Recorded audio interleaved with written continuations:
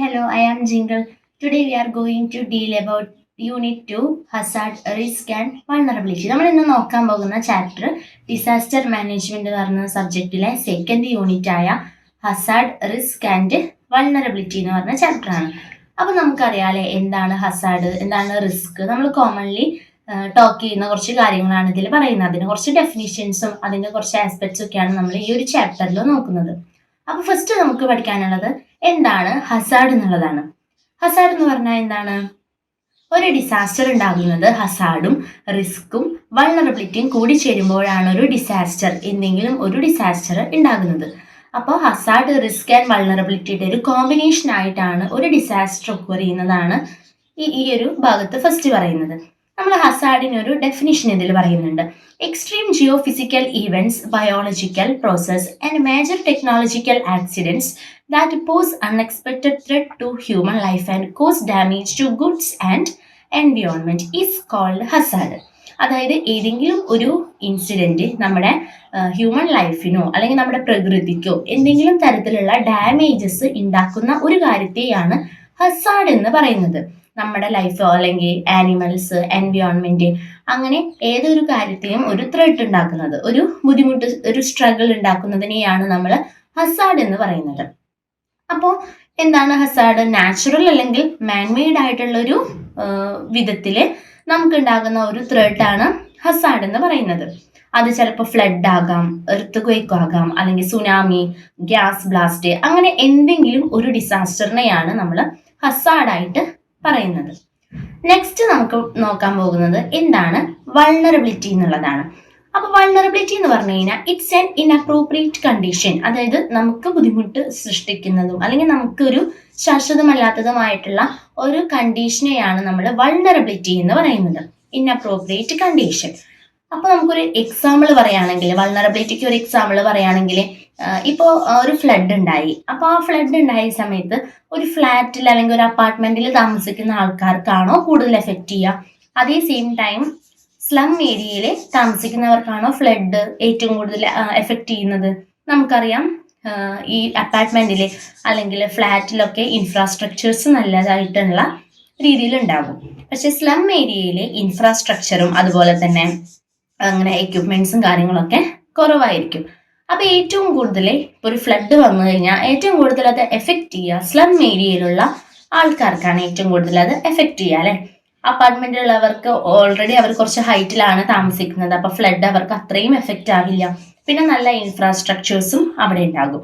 അപ്പോൾ അങ്ങനെയാണ് vulnerability. If there is a good infrastructure, the vulnerability will be low. അതായത് നല്ല രീതിയിലുള്ള ഒരു ഇൻഫ്രാസ്ട്രക്ചർ ഉണ്ടെങ്കിൽ വൾണറബിലിറ്റി കുറയുന്നാണ് പറയുന്നത്.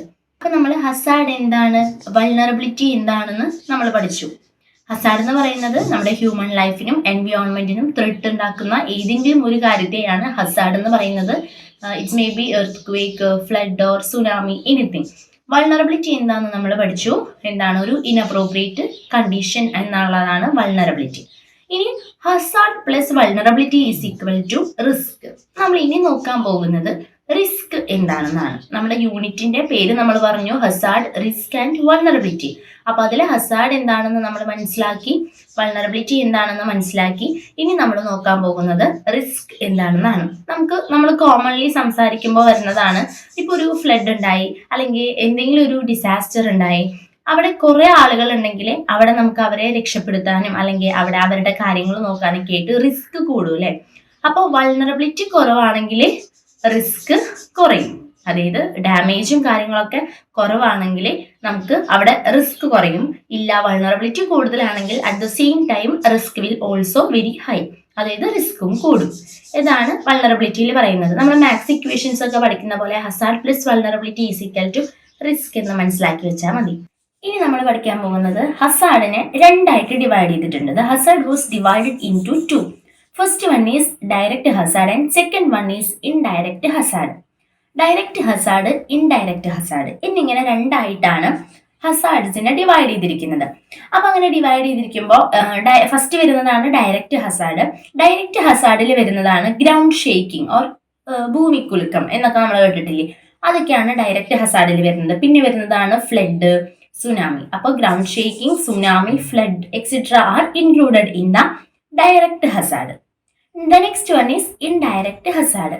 ഇൻഡയറക്റ്റ് ഹസാർഡിൽ വരുന്നത് എന്താണ്? Landslides, dam failures, different types of pollutions. നമുക്കറിയാം നമ്മുടെ എൻവയോൺമെന്റ് എടുത്തു കഴിഞ്ഞാൽ നമുക്ക് ചുറ്റും ഒത്തിരി പൊല്യൂഷൻസ് ഉണ്ടാവുന്നുണ്ട് അല്ലേ? എയർ പൊല്യൂഷൻ, വാട്ടർ പൊല്യൂഷൻ, അങ്ങനെ കുറേ പൊല്യൂഷൻസ് ഉണ്ട്. അതൊക്കെ ഇൻഡയറക്റ്റ് ഹസാർഡിലാണ് വരുന്നത്. അപ്പൊ ഡയറക്റ്റ് ഹസാർഡ് എന്ന് പറഞ്ഞു കഴിഞ്ഞാൽ ഗ്രൗണ്ട് ഷേക്കിംഗ്, സുനാമി, ഫ്ലഡ് പോലുള്ളവയും, ഇൻഡയറക്റ്റ് ഹസാർഡ് എന്ന് പറഞ്ഞു കഴിഞ്ഞാൽ ഡാം ഫെയിലിയേഴ്സ്, പൊല്യൂഷൻ, അതുപോലെ ഡിലേഡ് ലാൻഡ് സ്ലൈഡ്സ്, ഇതൊക്കെയാണ് ഇൻഡയറക്റ്റ് ഹസാർഡിൽ വരുന്നത്. ഇനി നമ്മൾ റിസ്ക് എന്താണെന്നാണ് പഠിക്കാൻ പോകുന്നത്. റിസ്കിന് നമുക്കൊരു ഡെഫിനിഷൻ ഉണ്ട്.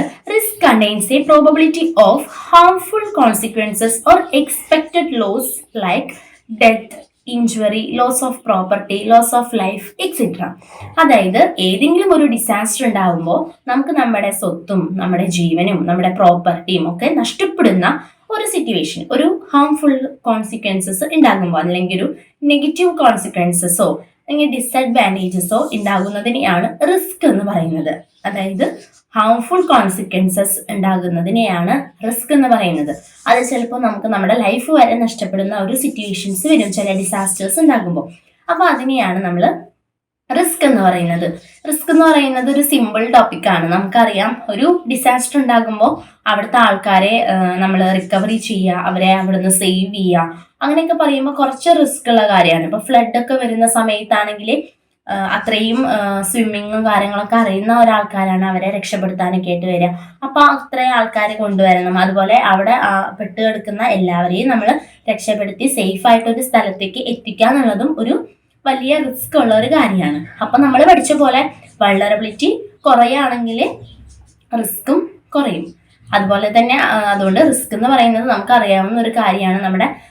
നമ്മൾ ശരിക്കും ജനറലി പറയുന്ന പോലെ ഇപ്പൊ ഡിസാസ്റ്റർ ആവണമെന്നില്ല. എന്തെങ്കിലും ഒരു ഇൻസിഡന്റിൽ നമ്മൾ പറയാതെ ഭയങ്കര റിസ്ക് ആണ് ചെയ്യാൻ എന്നൊക്കെ നമ്മൾ പറയാറുണ്ട് അല്ലേ? അതേ സെയിം ഒരു മീനിങ് തന്നെയാണ് റിസ്കിന് ഇവിടെയും വരുന്നത്. അപ്പോൾ ഇനി നമ്മൾ നോക്കാൻ പോകുന്നത് നെക്സ്റ്റ് ടോപ്പിക് എന്ന് പറയുന്നത് റിസ്ക് അസസ്മെന്റ് ആൻഡ് ഇവാലുവേഷൻ. അതായത് ഒരു റിസ്ക് അസസ് ചെയ്യുക, നമ്മൾ അസസ്മെന്റ് നടത്തുക എന്നൊക്കെ പറയില്ലേ? ഇപ്പൊ കുട്ടികൾക്കൊക്കെ ആണെങ്കിൽ നമ്മൾ ഇപ്പോൾ ഓരോ എക്സാംസ് ഒക്കെ നടത്തി അവരെ അസസ് ചെയ്യാം. നമ്മളിപ്പോൾ ഒരു ചാപ്റ്റർ ഒക്കെ എടുത്തു, ഇപ്പൊ ഈ ഒരു ചാപ്റ്റർ എടുത്തു കഴിഞ്ഞിട്ട് നിങ്ങളെ അസസ് ചെയ്യാനായിട്ട് നമ്മൾ എക്സാംസ്, ടെസ്റ്റ് പേപ്പേഴ്സ് അങ്ങനെയൊക്കെ കണ്ടക്ട് ചെയ്യാന്ന് വിചാരിക്കുക. അപ്പൊ അതിനൊക്കെയാണ് നമ്മൾ അസസ്മെന്റ് എന്ന് പറയുന്നത്. നമ്മൾ അവരെ മെഷർ ചെയ്യുക, എത്രത്തോളം അവർക്ക് അതിന്ന് ഗ്രാസ്പ് ചെയ്യാൻ പറ്റിയിട്ടുണ്ടെന്നൊക്കെ നമ്മൾ അസസ് ചെയ്യാന്നൊക്കെ പറയുന്ന പോലെ. നെക്സ്റ്റ് നമ്മൾ നോക്കാൻ പോകുന്നത് റിസ്ക് അസസ്മെന്റ് ആൻഡ് ഇവാലുവേഷൻ എന്ന് പറഞ്ഞിട്ടുള്ള ടോപ്പിക്കാണ്. റിസ്ക് അസസ്മെന്റിന് ഒരു ക്ലിയർ കട്ട് ഡെഫിനിഷൻ ഉണ്ട്. Risk assessment is defined as the methodology to determine the nature and extent of risk by evaluating existing conditions. അതായത് നമുക്ക് നിലവിലുള്ള കണ്ടീഷൻസ് വെച്ചിട്ട് ഒരു റിസ്കിന്റെ നേച്ചർ എന്താണ്, അല്ലെങ്കിൽ അതിന്റെ എത്രത്തോളം അതിന് ഡെപ്ത് ഉണ്ട് എന്നുള്ളത് അസസ് ചെയ്യുന്നത് അല്ലെങ്കിൽ ഡിറ്റർമൈൻ ചെയ്യുന്നതിനെയാണ് നമ്മൾ റിസ്ക് അസസ്മെന്റ് എന്ന് പറയുന്നത്. It's A type of determination. അതായത് ഒരു കണ്ടെത്തല്, ഒരു വിലയിരുത്തൽ എന്നൊക്കെ പറയില്ലേ? അപ്പൊ അതാണ് റിസ്ക് അസസ്മെന്റ് ആൻഡ് ഇവാലുവേഷൻ. അപ്പൊ അതിന്റെ ഡെഫിനിഷൻ ഒന്നും കൂടി പറയാം. Risk assessment is defined as the methodology to determine the nature and extent of risk by evaluating existing conditions. അപ്പോൾ അതായത് നമ്മൾ പറഞ്ഞ പോലെ തന്നെ ഒരു റിസ്ക് വരുമ്പോൾ എന്തൊക്കെ അവിടെ ആളുകളെ സേവ് ചെയ്യുക, അതുപോലെ തന്നെ അവരെ ഒന്ന് റീകൺസ്ട്രക്ട് ചെയ്യുക, അവരെ റിക്കവറി ചെയ്യുക എന്ന് പറഞ്ഞത് കൂടുതൽ ആൾക്കാരെ ഉള്ള ഒരു ഏരിയ ആണെങ്കിൽ അവിടെ വളരെ റിസ്ക് ഉള്ള ഒരു കാര്യമാണ്. അപ്പൊ അതാണ് റിസ്ക് എന്ന് നമ്മൾ പഠിച്ചു. ഇനി ഇതിൽ എക്സിസ്റ്റിംഗ് കണ്ടീഷൻസ് വെച്ചിട്ട് അവരെ അസസ് ചെയ്യുക അല്ലെങ്കിൽ ഡിറ്റർമൈൻ ചെയ്യുക എന്നുള്ളതാണ് റിസ്ക് അസസ്മെന്റ് ആൻഡ് ഇവാലുവേഷൻ. ഇനി നമ്മൾ പരിചയപ്പെടാൻ പോകുന്ന ഒരു ന്യൂ ടേം എന്ന് പറയുന്നത് എക്സ്പോസ്ചർ. അതായത് എക്സ്പോസ്ചർ എന്ന് പറഞ്ഞാൽ എന്താണെന്നാണ് നമ്മൾ ഇനി നോക്കാൻ പോകുന്നത്. അതിനും ഒരു ഡെഫിനിഷൻ ഉണ്ട്. Actual quantitative risk level as articulated through risk assessment. അതായത് റിസ്ക് അസസ്മെന്റിലൂടെ നമ്മൾ അളക്കപ്പെടാവുന്ന റിസ്കിനെ ആണ് എക്സ്പോസ്ചർ എന്ന് നമ്മൾ പറയുന്നത്. അതായത് റിസ്ക് അസസ്മെന്റ് നമ്മൾ എന്താണെന്ന് പഠിച്ചു, റിസ്ക് അസസ്മെന്റ് ആൻഡ് ഇവാലുവേഷൻ എന്താണെന്ന് നമ്മൾ നോക്കി. ആ റിസ്ക് അസസ്മെന്റിലൂടെ മെഷർ ചെയ്യാൻ പറ്റുന്ന ക്വാണ്ടിറ്റേറ്റീവ് ആയിട്ടുള്ള കാര്യങ്ങളെയാണ് നമ്മൾ എക്സ്പോസ്ചർ എന്നുള്ളത് കൊണ്ട് അർത്ഥമാക്കുന്നത്.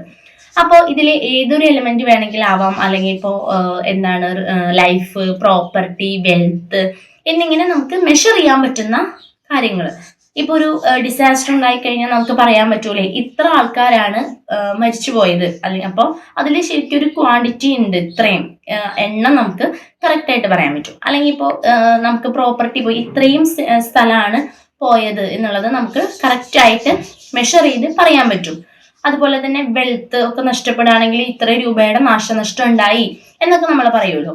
അത്തരത്തിലുള്ള ഒരു ക്വാണ്ടിറ്റേറ്റീവ് ആയിട്ടുള്ള കാര്യത്തിനെയാണ് നമ്മൾ ഇന്ന് പറയുന്നത് എക്സ്പോസ്ചർ എന്നുള്ള ടീം കൊണ്ട് അർത്ഥമാക്കുന്നത്. അടുത്തത് നമ്മൾ നോക്കാൻ പോകുന്നത് റിസ്ക് പെർസെപ്ഷൻ എന്താണെന്നാണ്. അപ്പോൾ റിസ്ക് പെർസെപ്ഷൻ എന്ന് പറഞ്ഞു കഴിഞ്ഞാൽ it's an awareness about risk. അതായത് നമ്മൾ പഠിച്ചു ഹസാർഡ് എന്താണെന്ന് പഠിച്ചു, വൾനറബിലിറ്റി എന്താണെന്ന് പഠിച്ചു, അതുപോലെ തന്നെ എക്സ്പോസ്ചർ, റിസ്ക് എന്നിങ്ങനെ കുറേ ടേംസ് എന്താണെന്ന് നമ്മൾ പഠിച്ചു. അപ്പോൾ അതിൽ ഈ റിസ്ക് എന്നതിനെ പറ്റിയിട്ടുള്ള അവെയർനെസ്സിനെയാണ് നമ്മൾ റിസ്ക് പെർസെപ്ഷൻ എന്ന് പറയുന്നത്. റിസ്ക് പെർസെപ്ഷൻ എന്ന് പറഞ്ഞു കഴിഞ്ഞാൽ അവെയർനെസ് അബൌട്ട് റിസ്ക്. അപ്പോൾ ഇറ്റ്സ് ഡിഫർ ഫ്രം സൊസൈറ്റീസ്, അതായത് ഡിഫറെൻറ്റ് സൊസൈറ്റീസ്, ഡിഫറെൻറ്റ് പീപ്പിൾ, അവരിലൊക്കെ ഈ ഒരു റിസ്കിനെ പറ്റിയിട്ടുള്ള ഇപ്പോൾ ഒരു ഡിസാസ്റ്റർ ഉണ്ടായി അതിന്റെ റിസ്ക് എന്താണെന്നുള്ള ഒരു അവെയർനെസ് പലരിലും ഡിഫറെൻ്റ് ആയിരിക്കും അല്ലേ.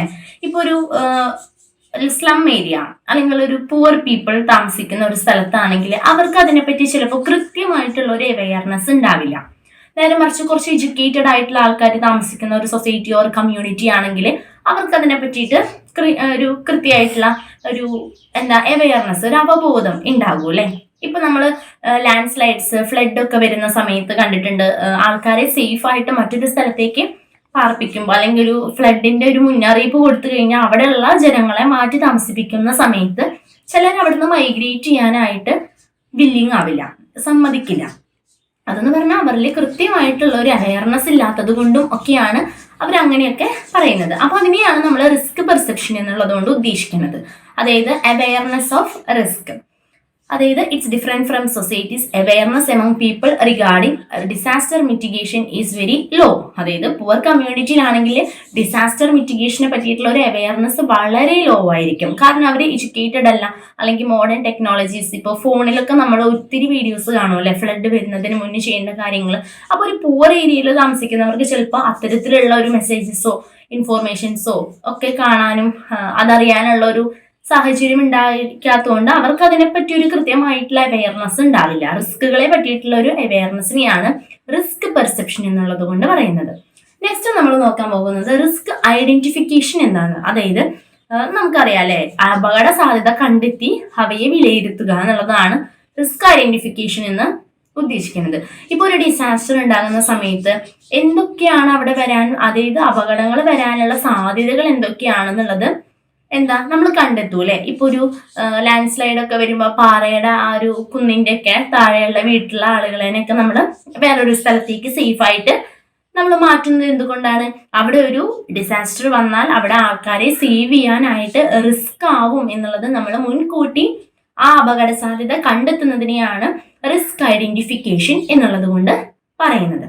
അപ്പൊ ഈ ഒരു ചാപ്റ്ററിലും വരുന്നത്, ചാപ്റ്ററിന്റെ name risk, hazard, risk and vulnerability എന്നുള്ളതാണ് യൂണിറ്റിന്റെ നെയിം. അപ്പൊ ഇതിൽ നമുക്ക് മെയിൻ ആയിട്ട് പഠിക്കാനുള്ളത് ഹസാർഡ് എന്താണ്, റിസ്ക് എന്താണ്, വൾനറബിലിറ്റി എന്താണ്, റിസ്ക് പെർസെപ്ഷൻ, റിസ്ക് ഐഡന്റിഫിക്കേഷൻ, എക്സ്പോസ്ചർ എന്നുള്ള കാര്യങ്ങളാണ്. അതുപോലെ 2 types of hazards, direct hazard and indirect Hazard. ഇത്രയും കാര്യങ്ങളാണ് യൂണിറ്റ് 2 നമുക്ക് മെയിൻലി പഠിക്കാനുള്ളത്.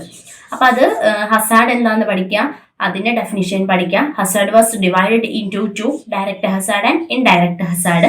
അപ്പൊ അത്രയും ഭാഗം പഠിച്ചു കഴിഞ്ഞാൽ ഹസാർഡ് എന്നുള്ളതിനെ പറ്റി നമുക്ക് ഏകദേശം ഒരു ധാരണ കിട്ടും. പിന്നെ നെക്സ്റ്റ് വരുന്നതാണ് വൾനറബിലിറ്റി. അപ്പൊ വൾനറബിലിറ്റിക്ക് നമ്മൾ ഇതുപോലൊരു ഡെഫിനിഷൻ പറഞ്ഞു. അപ്പൊ ആ ഡെഫിനിഷൻ പഠിക്കാം, അതുപോലെ വൾനറബിലിറ്റി എന്താണെന്നുള്ളത് പഠിക്കാം. പിന്നെ അത് കഴിഞ്ഞാൽ റിസ്കിൽ വരുന്നത് എന്താണ്? Risk identification, risk perception. ഇത്രയും കാര്യങ്ങൾ പഠിച്ചു കഴിഞ്ഞാൽ നമുക്ക് റിസ്ക് എന്താണെന്നുള്ളത് ഏകദേശം ഒരു ധാരണ കിട്ടും. അപ്പൊ ഇത്രയും കാര്യങ്ങളാണ് യൂണിറ്റ് 2 വരുന്നത്.